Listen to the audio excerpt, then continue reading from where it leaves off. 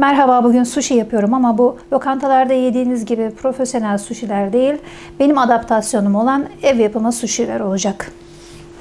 Yine malzemeleri sayarak başlayalım. Kullandığım sebzeler, ben Türk damak tadına adapte ettiğim için biraz daha yerel malzemeler kullanıyorum. Sebze olarak turp, havuç, marul,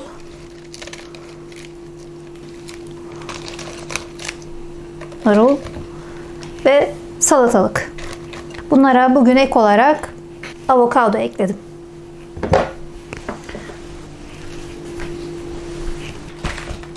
Sebzenin yanında şarküteri ürünü olarak hindi füme, yengeç ve somon füme kullanacağım. İçinde kullanacağımız lezzetlendirme malzemeleriydi. Bir de sushi'nin temel malzemeleri var. İki temel malzeme. Biri nori, yani kurutulmuş yosun. Diğeri ise pirinç.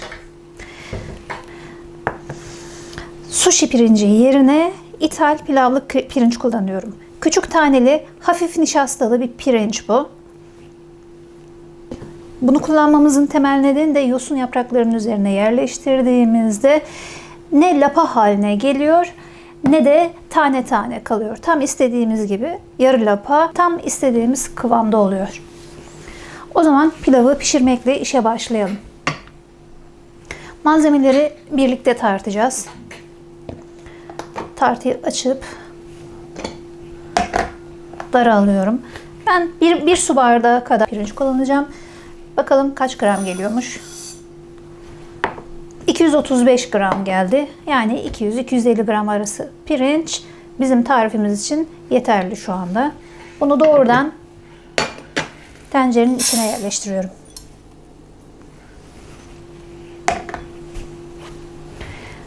Bunun içine bir miktar pirinç sirkesi ekliyorum. Hazır da alabilirsiniz. Veya sirke yapmayı biliyorsanız evde kendi pirinç sirkenizi de oluşturabilirsiniz. Bunun ölçüsüne bir bakalım. Ben göz kararını ölçüye çeviriyorum şimdi.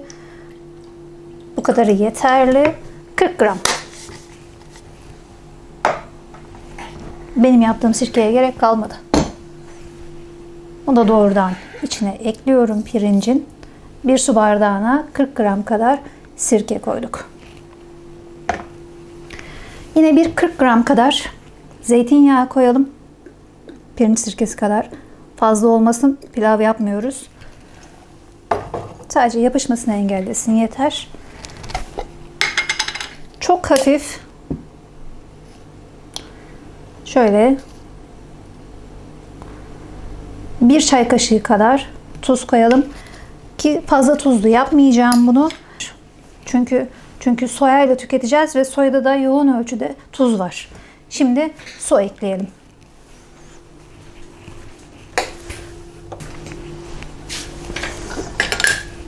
Şöyle pirinci tabana yaydıktan sonra elimde bir su bardağı su var. Ölçüsüne bakacağım.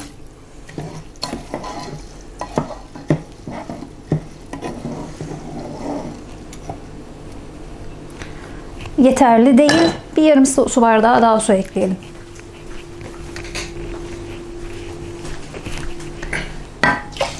Evet, bir yarım su bardağı su ekledim. Bu yeterli. Üstünü biraz geçti. Ölçüyü çok kısık ateşte ve buhar kaçırmayacak bir tencerede yapacak olursanız birebir ölçüsünü kullanabilirsiniz. Tıpkı pilavlarda olduğu gibi. Ben bu kapak biraz buhar çıkarttığı için 1'e 1,5 oranını seçtim. Şimdi ocağı düşük sıcaklıkta açıyorum. Ve suyunu çekene kadar bir daha ellemiyorum. Hazır olun. Pilavı olurken biz soyulması, doğranması gerekenleri halledelim. Hazır olsun.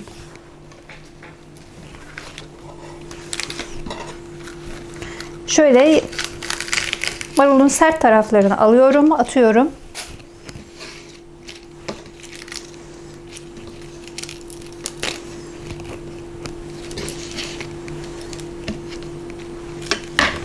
Bir tane daha var burada, onu da alalım.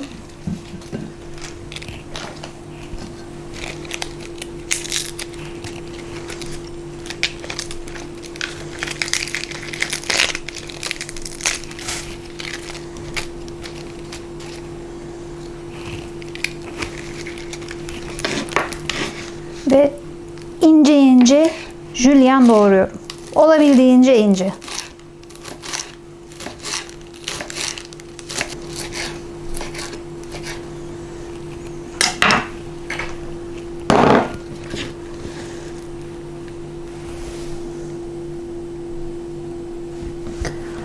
Yeşillikler için belirli bir ölçü vermiyorum. Çünkü sizinki evinizde kalmış. İçine bol da kullanabilirsiniz. Böyle azar azar da koyabilirsiniz. Bazılarını koyup bazılarını koymayabilirsiniz.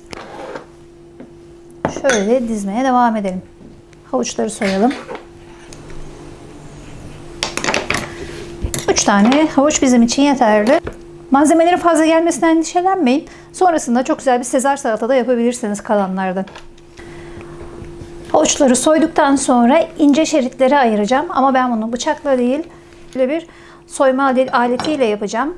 Bu 3 fonksiyonlu bir soyacak. Şurada gördüğünüz gibi şerit şerit ayıran bir aparatı var. Şöyle aparatla şeritleri ayırıyorum.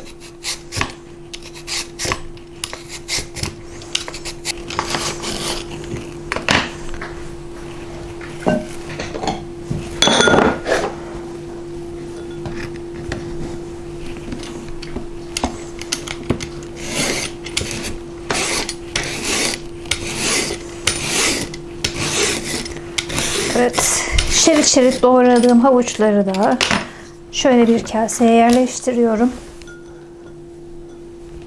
Kenarda sıralarını beklesinler.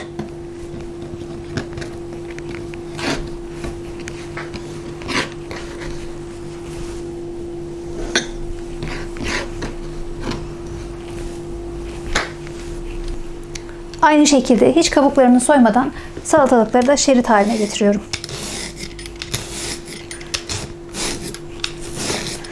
Çekirdeksiz bir salatalıktan daha iyi verim alacağınız ortada.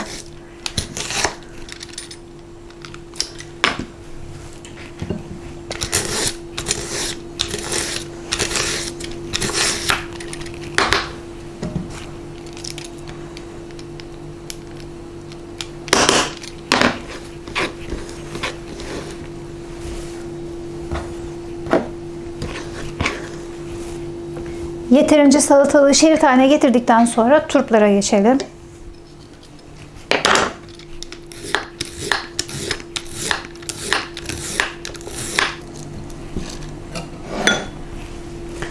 Turpları da bir kaseye koyduktan sonra rokaları da saplarından şöyle ayırıp sadece yaprakları kalacak şekilde hazırlıyoruz. Kullanmaya hazır hale getiriyoruz. Onlar da burada beklesinler.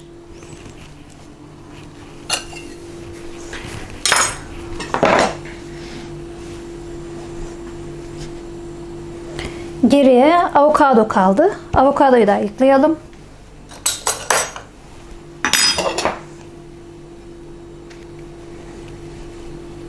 Ortadan kestikten sonra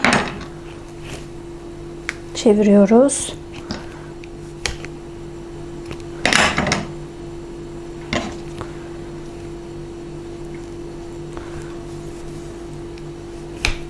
Şöyle çevirerek çekirdeğini çıkarıyoruz. Kaşıkla dipten sıyırarak kabuğundan ayırıyoruz. Güzelce parçalamadan.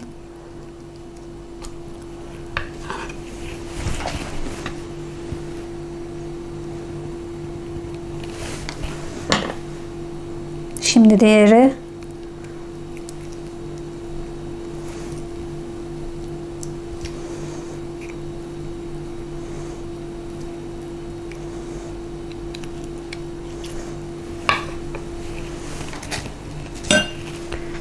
şöyle incecik şeritler haline getiriyoruz. Bunu da kasesine yerleştirdikten sonra şöyle sebze hazırlığımız tamamlandı. Pilavın pişmesini bekliyoruz.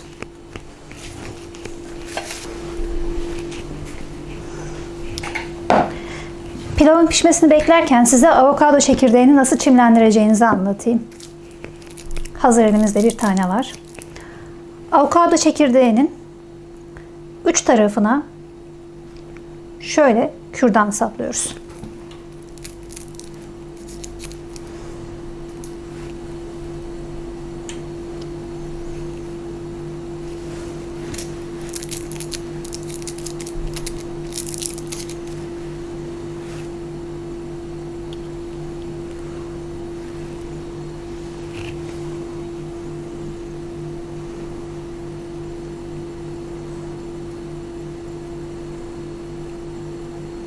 Çekirdeğin kabuğunu soymakta herhangi bir sakınca yok. Hatta daha iyi olabilir. Filizlenmesine engel olmaz. Ama kalabilir, problem değil.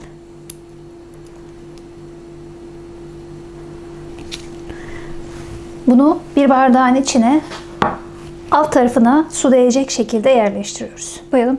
Bunu görebileceğimiz bir yere koyalım ve gelişimini takip edelim. Suşimizin pirinci hazır. Şöyle ne lapa ne tane tane tam istediğim kıvamda.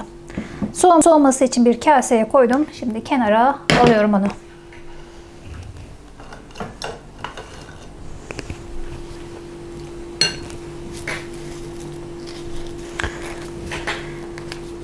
Bir tane yosun yaprağını önüme koydum.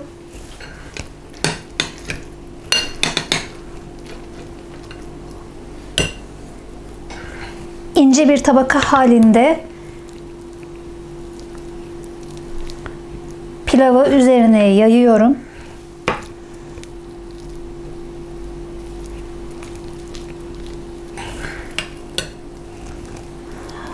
Pirinç sıcak olduğu için zaten hemen yosunu yumuşatıyor. Güzelce yaydım. Yeterli bu kadarı. Dolaptan proteinleri alıp geliyorum.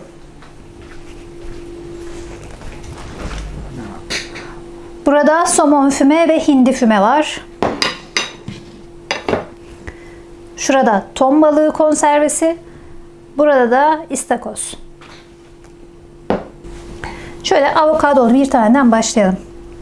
İnce bir şerit halinde avokadoları dizelim. Üzerine biraz istakoz ekleyelim.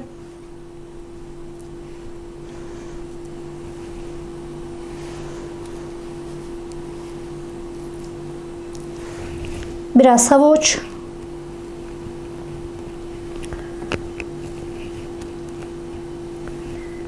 Biraz salatalık.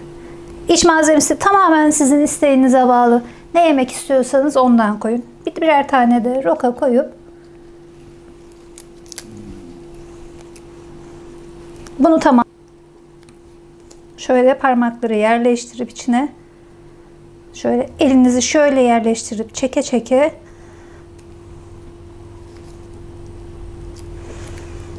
sıkılaştıra sıkılaştıra sarıyorsunuz. Bambu da tam olarak bu işe yarıyor zaten.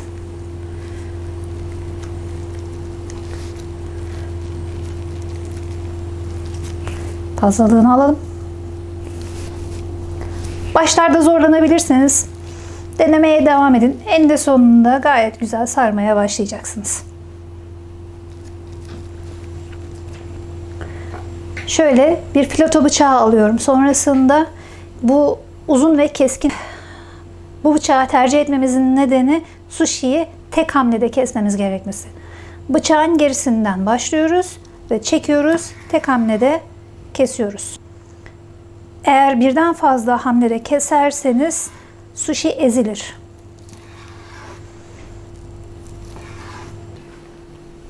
Onu da şöyle güzel bir bambu üstüne dizelim.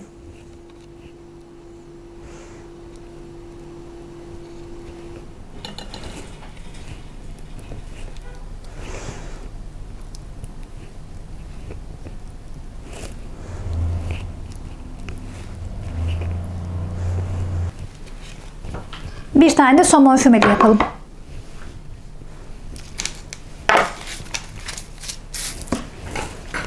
Yine bir miktar pirinci ince tabaka halinde seriyoruz. İyice yayıyoruz norinin üstüne.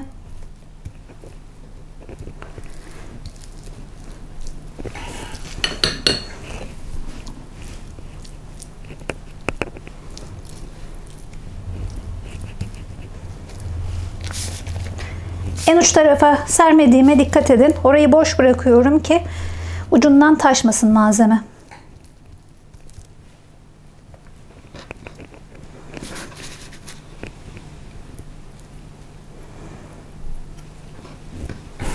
Zaten ben sardıkça malzeme ilerleyecek. Ta uca kadar gelecek. İstediğimize ulaşacağız. Evet, ne dedik? Somon fümeli dedik. Şöyle bir şerit halinde yerleştirelim.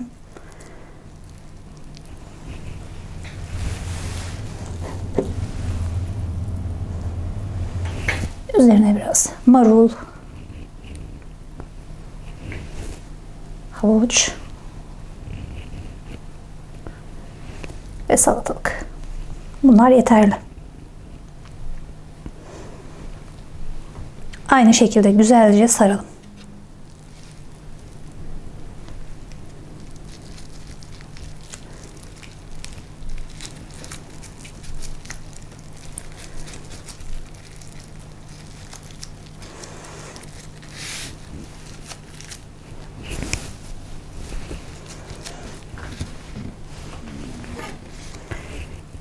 Yine tek hamlede kesiyoruz. İnce dilimler halinde.